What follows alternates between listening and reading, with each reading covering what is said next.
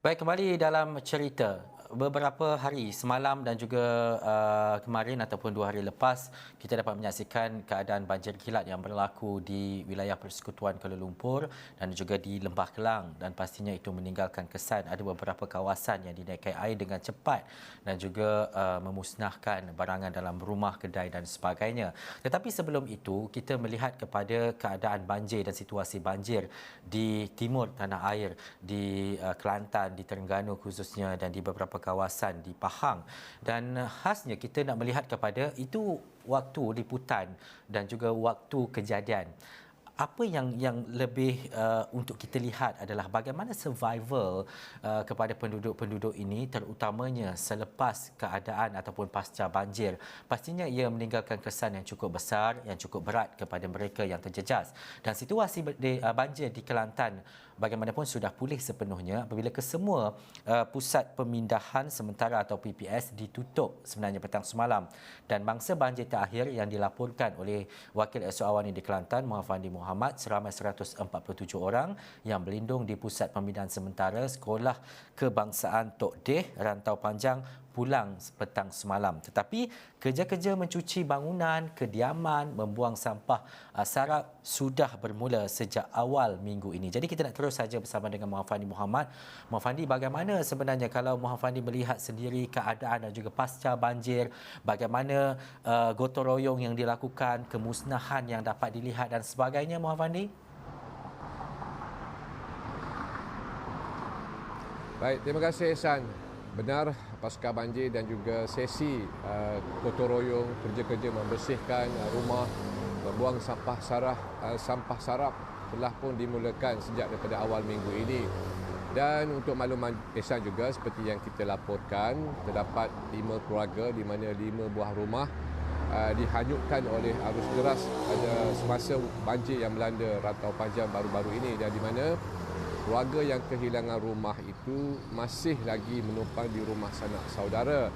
Dan seperti yang diumumkan oleh Perdana Menteri semasa lawatan beliau ke Kelantan pada 2 Mac hari lepas, Kementerian Pembangunan Luar Bandar bersedia untuk membina kembali rumah keluarga berkenaan. Begitupun pada waktu ini mereka terpaksa menumpang di rumah sanak saudara, dan ahli Parlimen Rantau Panjang telah pun menawarkan kepada keluarga yang terlibat itu supaya mereka mencari rumah sewa ataupun rumah tumpangan sementara, dan pejabat ahli Parlimen Rantau Panjang akan membayar sewa rumah yang didiami oleh mangsa banjir itu. Kerana kita tahu proses untuk membina kembali rumah ini memakan sedikit masa, mungkin dalam antara jangkaan 3 hingga 6 bulan.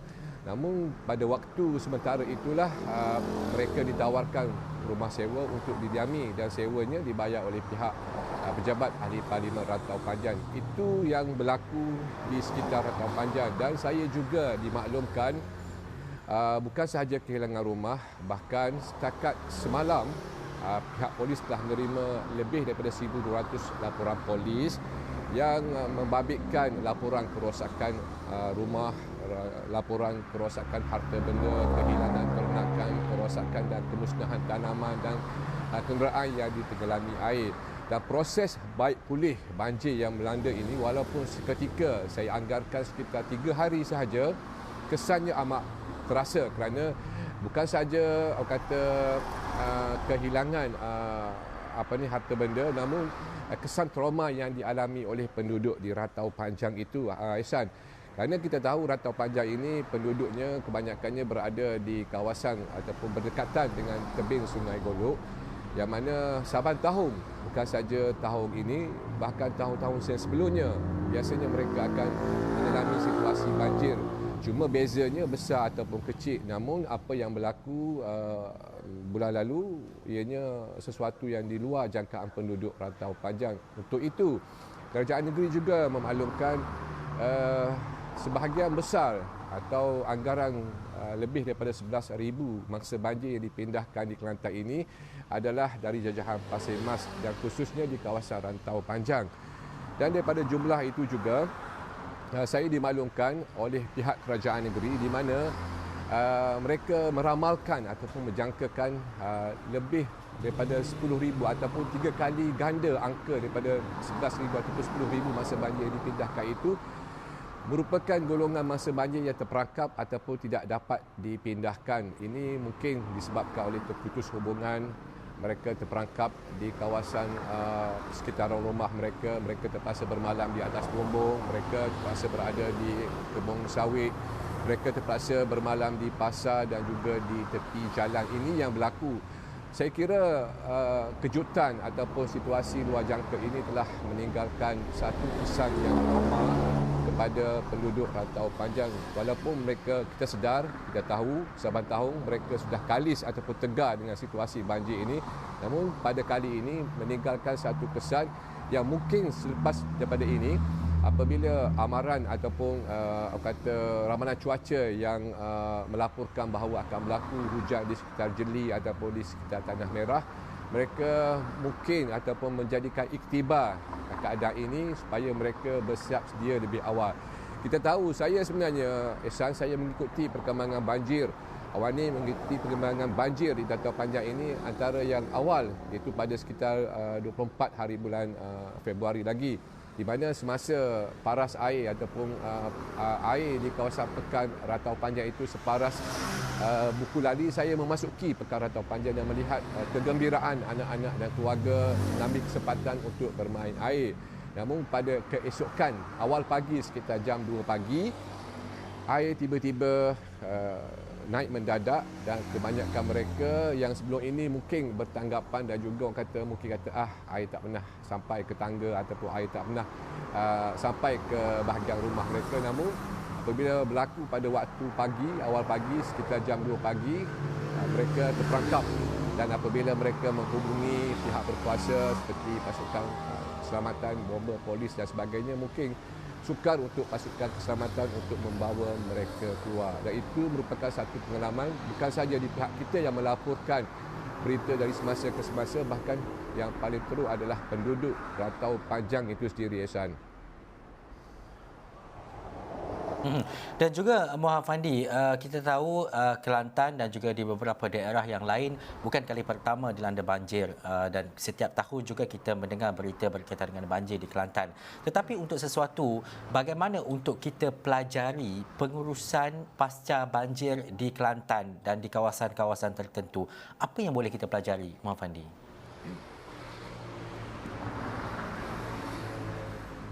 Menyentuh mengenai pengalaman ataupun pengajaran yang boleh diambil. Sebenarnya Kelantan pernah berdepan dengan situasi yang lebih sukar membabitkan keseluruhan negeri, iaitu pada tahun 2014 yang boleh dikatakan Kelantan pada masa itu tenggelam, di mana daerah Kuala Kerai, Tanah Merah dan juga Kota Baru sendiri boleh dikatakan tenggelam hampir keseluruhannya. Dan pada waktu itu pelbagai agensi termasuk NADMA, pihak berkuasa tempatan, kerajaan negeri sendiri telah merangka pelbagai SOP dan melihat kembali apakah kelemahan yang berlaku, apakah kelemahan di sudut, apakah yang perlu ditambah baik, koordinasinya ke ataupun komunikasinya, apa yang perlu Saya kira selepas daripada kejadian itu berbagai program dan juga mesyuarat telah diadakan oleh pihak berkaitan. Namun apa yang saya pelik, apa yang saya alami sendiri apabila berada di Rantau Panjang, satu jajahan sahaja, bukan melibatkan keseluruhan negeri, sebaliknya satu jajahan sahaja, iaitu di sekitar Rantau Panjang, di mana saya kira populasi penduduknya sekitar 40,000 orang. Namun kenapa masih lagi berlaku soal koordinasi dan juga komunikasi, di mana saya melihat sendiri bagaimana begitu banyak panggilan daripada penduduk ataupun mangsa banjir yang terperangkap minta diselamatkan, dan juga saya melihat kekurangan dari sudut aset dan juga keanggotaan. Walaupun kita tahu ramalan cuaca itu telah pun diumumkan lebih awal, di mana hujan turun secara lebat di kawasan Tanah Merah dan juga Jeli, di mana aliran air daripada daerah tersebut akan mengalir turun ke Rantau Panjang. Namun mengapakah berlakunya kata koordinasi yang agak lemah dan juga komunikasi dari sudut pengaturan ataupun penyusunan gerak kerja di antara agensi. Dan ini yang saya alami apabila saya melihat Mungkin disebabkan perkataan luar jangka itu masih lagi bermain di di fikiran mereka. Mereka terkejut dengan situasi tersebut. Namun seperti yang saya maklumkan tadi, Ehsan, kita pernah berdepan dengan suasana ataupun situasi yang lebih getir di mana hampir keseluruhan negeri tenggelam pada waktu itu, pada tahun 2014. Dan pada masa itu saya melihat pelbagai agensi yang turun dan juga sokongan daripada bukan saja daripada agensi kerajaan, sebaliknya daripada NGO, bukan saja daripada tempatan, sebaliknya NGO daripada luar, daripada Kelantan, daripada Johor, daripada Pahang, daripada Kuala Lumpur sendiri yang berkampung di sini bagi membantu memulihkan kembali dan membangunkan kembali infra-infra yang rosak dan juga memberikan kaunseling kepada mereka yang terkesan kerana disebabkan banjir. Namun apa yang saya fahami, apa yang boleh saya simpulkan, kemungkinan kita perlu lebih proaktif lagi dari sudut bagaimana sekiranya banjir dua jangka berlaku. Apakah pelan tindakan kita? Siapa yang perlu kita hubungi terlebih dahulu? Siapa ketua masyarakat yang kita perlu hubungi dahulu? Kerana saya melihat data-data dari sudut ketua masyarakat, jumlah isi rumah dan juga kampung-kampung mungkin tidak dilengkapi ataupun mungkin masih perlu ditambah baik dari sudut senarai nama tersebut, kerana apabila berlakunya situasi yang mereka tidak dapat jangkakan ini, akan timbul sedikit kekalutan di mana mereka hilang arah, di mana yang tepat yang perlu didahulukan, siapa yang perlu diambil, siapa yang perlu dihubungi. Kerana pada waktu itu kita perlu juga memahami bahawasanya komunikasi merupakan satu benda yang penting, dan benda penting itulah kadang-kadang tergendala sewaktu banjir itu, Ehsan. Baik, banyak cerita dan juga perkara yang kita pelajari dan juga kita ketahui, terutamanya bila Muhammad Fandi sendiri berada di sana dan juga membuat liputan berkaitan dengan banjir dan sebagainya. Paling penting untuk kita melihat bagaimana pasca dan juga keadaan selepas banjir itu, dan juga kita mengharapkan agar penduduk-penduduk yang terjejas akibat banjir ini dapat bangkit semula, dan juga insya-Allah kita akan mendoakan sentiasa untuk dipermudahkan segala urusan walaupun ditimpa dengan bencana. Baik, terima kasih Muhammad Fandi Muhammad, Wakil Eswar Wani Kelantan. Itu sahaja waktu yang kita ada dalam cerita waktu ini. Saya Ihsan Dahir dari World Trade Center Kuala Lumpur. Assalamualaikum dan jumpa lagi.